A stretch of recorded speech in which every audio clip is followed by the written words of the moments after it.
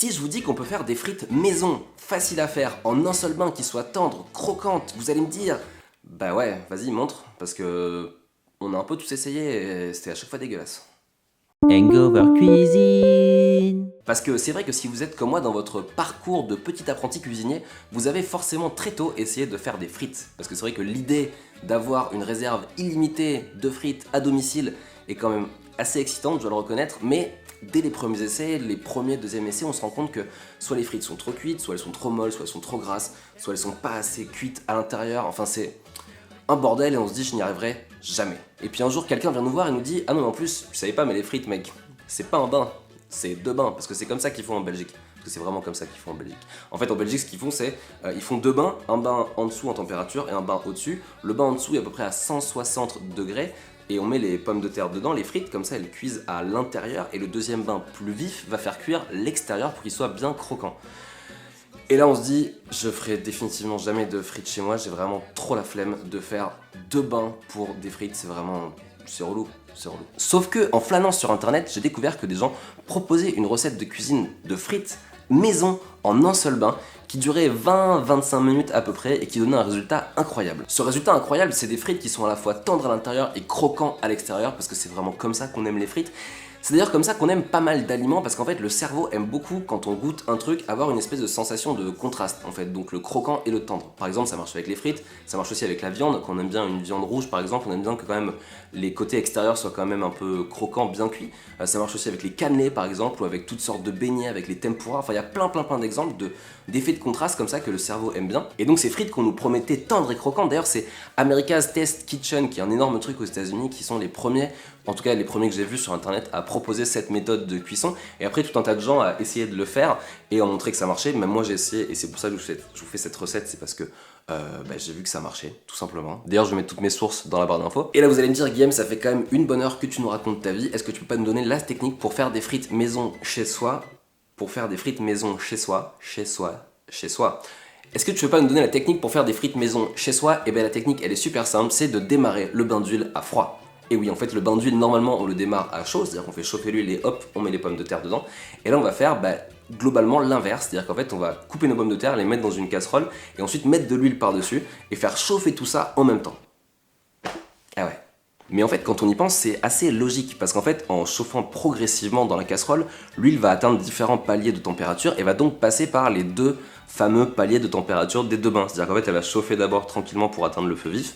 Et là, le temps qu'elle atteigne le feu vif, elle va cuire l'intérieur de la pomme de terre.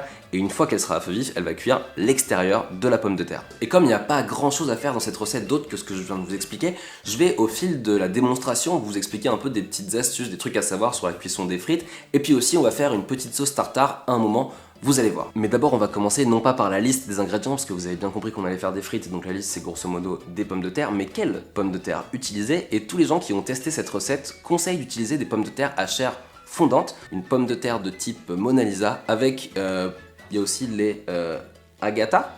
Et puis sinon vous regardez, c'est celles qui sont généralement conseillées pour les cuissons au four ou pour les cuissons mijotées. Et là on va couper nos pommes de terre en frites, ça j'imagine que vous savez le faire. Si vous voulez garder la peau des pommes de terre, vous pouvez, mais je vous conseille d'être sûr de leur origine, c'est-à-dire qu'il n'y ait pas trop de pesticides et qu'elles soient bio tout simplement. Donc pour les couper, faites juste attention qu'elles aient à peu près une forme et une taille régulière. Donc prenez des pommes de terre qui sont toutes à peu près de la même taille et qui vont avoir cette forme régulière. Vous en aurez sûrement dans la découpe qui seront vraiment petites.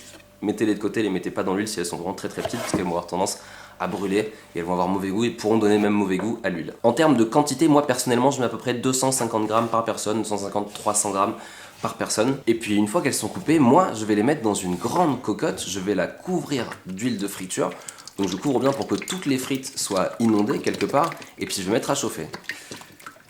Et puis voilà, c'est tout ce qu'il y a à faire, chauffer à feu vif, puis attendre. Puis on peut même pas vraiment remuer parce qu'en fait là elles sont encore un peu fragiles, donc il faut attendre qu'elles aient commencé à avoir un début de petite croûte, donc c'est dans 10 minutes.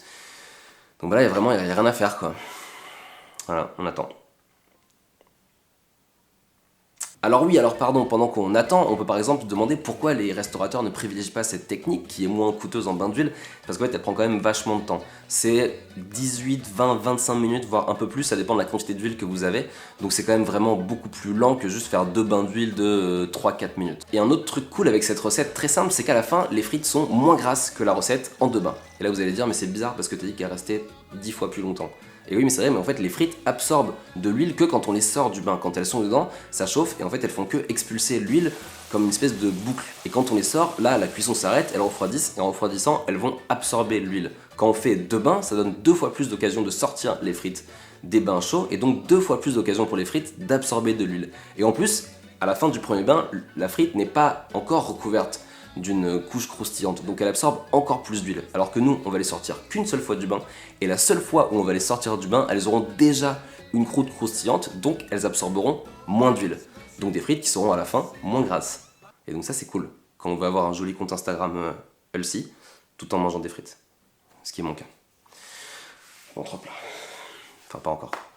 Et les frites, évidemment, ça va avec de la sauce. Moi, j'aime bien manger ça avec du ketchup ou avec de la mayo. Et d'ailleurs, j'ai vraiment un faible pour la mayo industrielle. C'est vraiment un truc que je devrais pas le dire, mais plus la mayo est dégueu, plus j'aime ça. Dites-moi d'ailleurs en commentaire quelle sauce vous aimez manger avec vos frites. Aujourd'hui, on va faire une sauce tartare pour changer un peu. Et pour commencer, on va faire une mayonnaise. Donc je vais casser un jaune d'œuf, je vais casser un œuf, je vais garder le jaune. Je vais le mettre dans un récipient.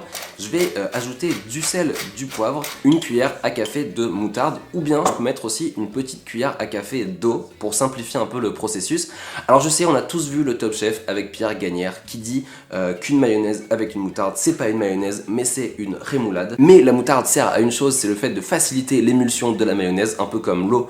Et aussi, une rémoulade, c'est bien plus qu'une mayonnaise avec une moutarde. Il y a beaucoup de condiments, d'aromates dedans. Donc, j'ai vu des chefs dire que c'était un peu de la ce que disait Gagnère ce jour-là sur Top Chef. Je ne me prononcerai pas sur le sujet. Je suis déjà enclin à des sujets beaucoup plus sensibles de type marinade. Donc, je vais pas me lancer non plus dans toutes les polémiques de la cuisine. Mais bref, on laisse reposer donc le temps qu'en fait l'œuf, la moutarde, le sel, le poivre soient à peu près à la même température, celle de pièce. Et ensuite on va commencer tout simplement à mixer en ajoutant l'huile par filet très fin au début pour vraiment laisser la chance à l'œuf et à l'huile de s'émulsionner jusqu'à créer une mayonnaise. On mixe, on mixe, on mixe, on mixe, ça fait une mayonnaise.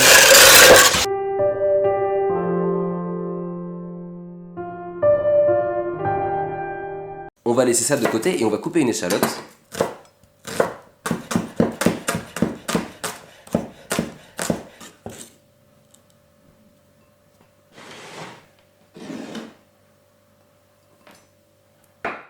On va couper aussi un cornichon et quelques capres. On va mélanger le tout.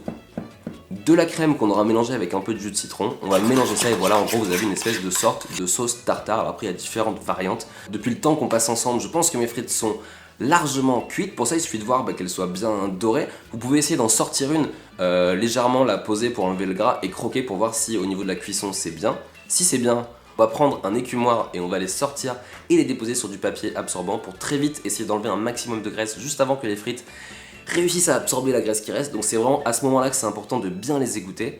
Et ensuite pour saler, on va mettre la technique de Joël Robuchon, sel fin pour qu'il pénètre à l'intérieur des frites et fleur de sel pour qu'il y en ait un peu sur le dessus et que ce soit légèrement croquant.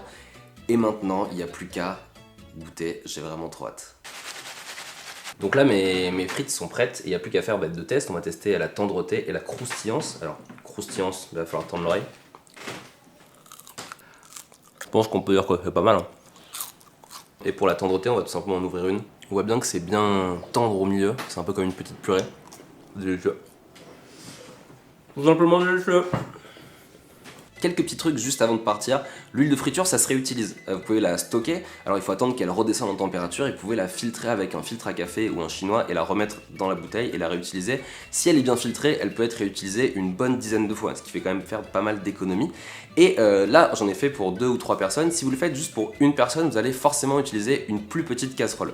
Et donc quand on utilise une petite casserole, l'huile, elle a tendance à chauffer très vite en fait. Beaucoup plus vite qu'avec la grosse casserole, forcément, parce qu'il y a plus d'huile dans la grosse et il y en a moins dans la petite.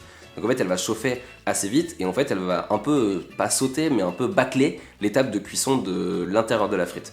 Donc dans ce cas là, moi ce que je vous conseille c'est de ralentir un peu la montée de la chaleur de l'huile à l'état de feu vif Donc commencez à monter à 2, laissez comme ça 4-5 minutes, puis à 3, laissez encore comme ça, puis à 4, puis à 5, jusqu'à... En fait, en gros, il faudrait quand même que la cuisson des frites dure 15-20 minutes. Donc ça, c'est après à vous d'ajuster, mais c'est vrai que de toute façon, les frites, c'est bien quand on les partage. Donc profitez-en pour faire des gros paquets de frites. Et voilà, je crois que c'est fini pour cette vidéo. J'espère qu'elle vous aura plu. N'hésitez pas à me dire en commentaire ce que vous en avez pensé. Je sais qu'il y avait moins de moments dans la cuisine, parce qu'en fait, la recette, elle est comme ça. Mais en même temps, je vous délivre le secret de frites maison, bonnes et croquantes. Donc je pense pas que vous allez me reprocher quoi que ce soit.